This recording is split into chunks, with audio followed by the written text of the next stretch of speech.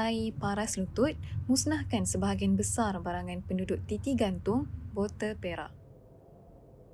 Berbumbungkan kanvas, masyarakat merempat akibat gempa. Kurang upaya penglihatan bukan halangan menjadi juara tilawah Quran.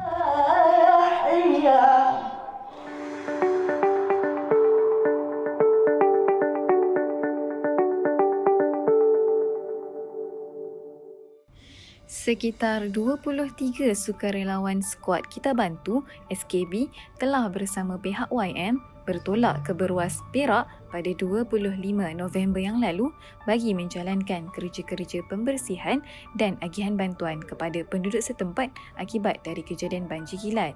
Pada 26 November, tim YM dan SKB bersama turun bagi menjalankan aktiviti pembersihan di kawasan sekitar titik gantung botol perak. Kerja-kerja pembersihan giat dijalankan di 3 buah rumah. Pihak YM dimaklumkan bahawa air banjir yang dimasuki tempoh hari hampir mencecah paras lutut. Banyak barangan rumah penduduk mengalami kerosakan. Kelihatan wajah-wajah keletihan penduduk dalam menguruskan pembersihan rumah dan barangan mereka yang musnah. Pada hari terakhir misi, iaitu pada 27 November, YM berjaya menyampaikan bantuan dan berhasil menyantuni sebanyak 15 buah rumah di kawasan sekitar. Antara barangan agihan yang diberikan berupa Mashaf Al-Quran, pek makanan sedia dimakan iaitu Maghfirah Meal, kit kebersihan, toto dan selimut, tikar getah, kit emosi, almari dan pelbagai lagi barangan keperluan bencana.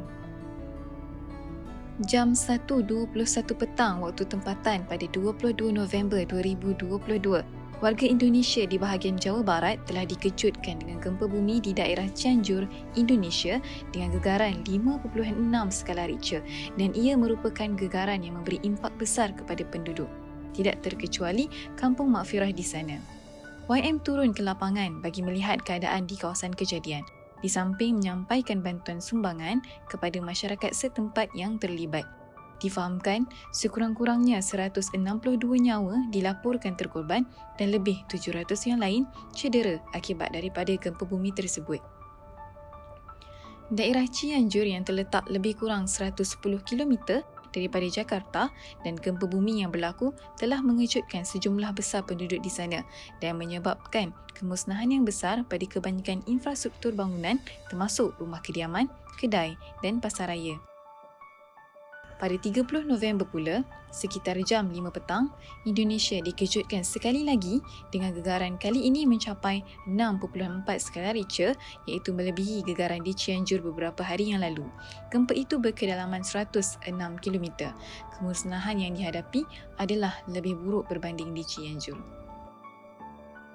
Dalam pada itu, di Cianjur, proses menaikkan masjid sementara giat dilakukan iaitu di Desa Sarampat Kecuali Cugenang, Cianjur.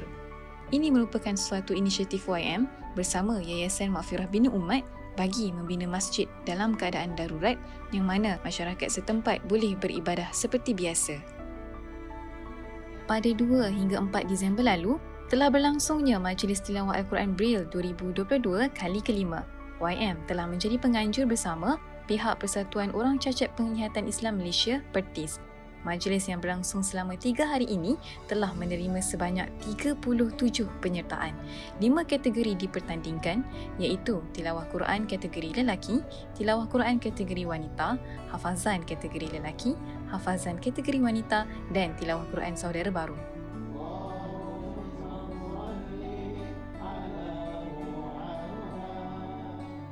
Berikut adalah senarai pemenang utama 5 kategori yang dipertandingkan.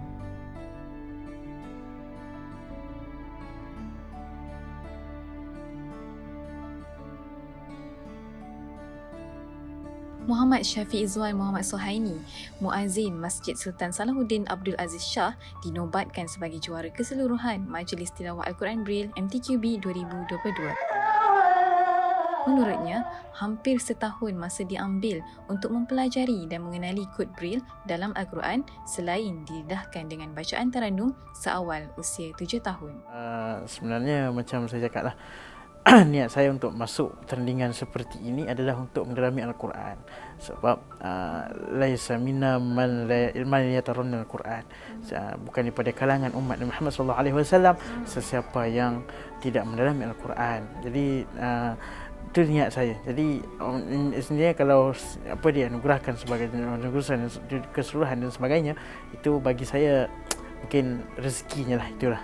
Itu dia. Majlis perasmian penutup dihadiri juga oleh Ketua Pegawai Eksekutif YM iaitu Encik Syuib Noordin dan turut disempurnakan dengan kehadiran Pengarah Kanan Bahagian Dasar Jabatan Kemajuan Islam Malaysia JAKIM, Dr. Muhammad Yamin Ismail. Teruskan menyumbang bersama kami bagi membantu lebih ramai yang memerlukan. Ikuti perkembangan kami di YM Plus dan laman sosial Yayasan Maghfirah. Yayasan Maghfirah, wadah dakwah anda.